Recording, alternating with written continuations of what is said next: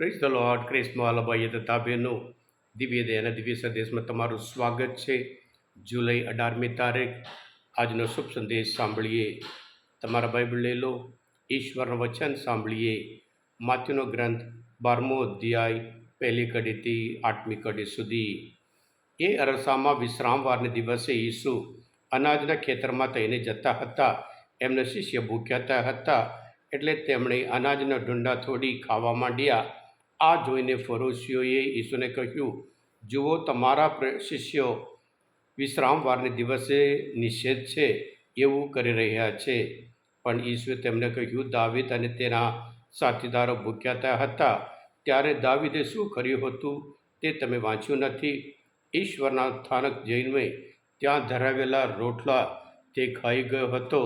જે ખાવાનું તેને કે તેના સાથીદારોને કે પુરોહિત સિવાય બીજા કોઈનો પણ અધિકાર ન હતો.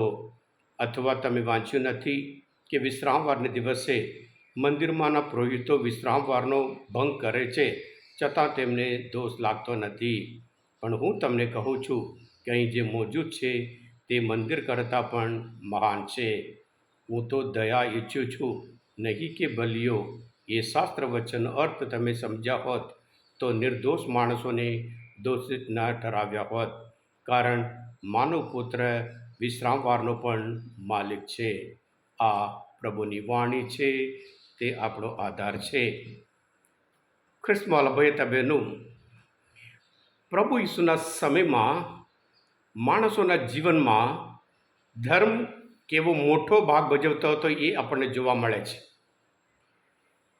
ધર્મ માણસને માર્ગદર્શન આપે છે એક કાર્યમાં. દિવસના 24 કલાક છે અને અમુક સમય કહે છે આ સારા સમય, આ ખરાબ સમય.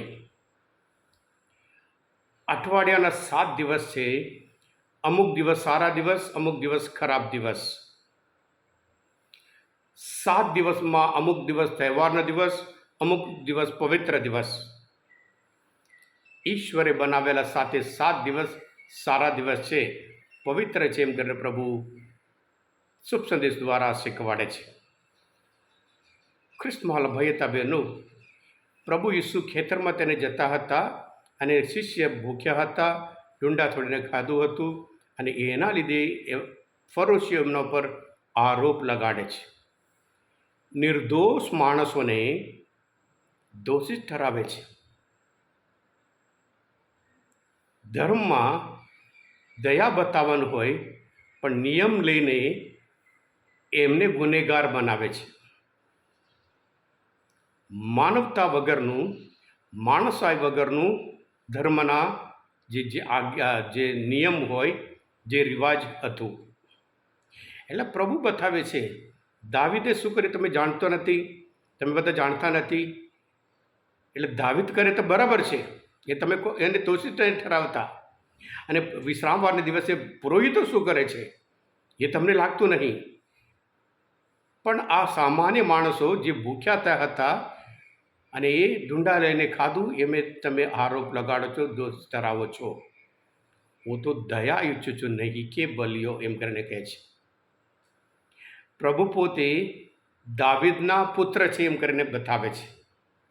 સાથે સાથે વિશ્રામવારના દિવસે નિયમ તો બધા માટે છે, પણ પુરોહિતો જે કાર્ય કરે છે એ લોકો કોઈ આરોપ લગાડતું નથી. એમ કરીને પ્રભુ ઈસુ કે પ્રભુ નિયમ કરતાં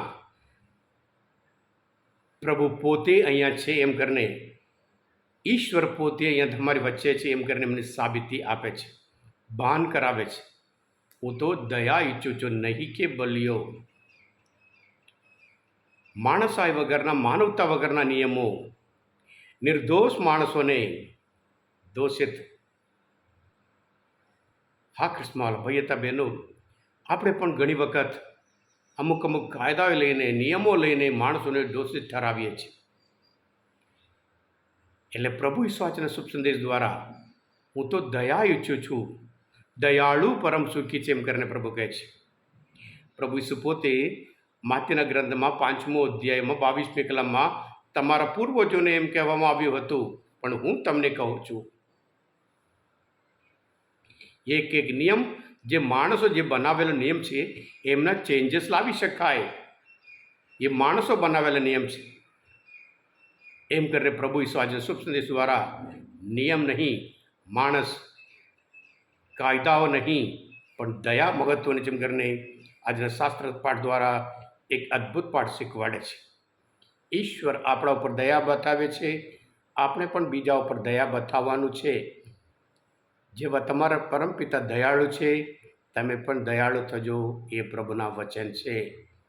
હા સ્મોલ ભાઈ હતા બહેનો, આજના મનચિંતન શાસ્ત્રપાઠ સમજવા માટે, પ્રભુ ઈસુના ક્રાંતિ વિચાર ઓળખવા માટે તમને મદદરૂપ થયા હોય, તમે પોતે દિવ્ય દયા અને દિવ્ય સંદેશ સબસ્ક્રાઈબ કરજો અને બીજા માટે પણ ફોરવર્ડ કરજો, કારણ તમે બધા આશીર્વાદિત છો, અભિષિક્ત છો. પ્રભુ ઈસુ, હું તમારામાં વિશ્વાસ રાખું છું. બોલો દિવ્ય દયાનો જય. God bless you all.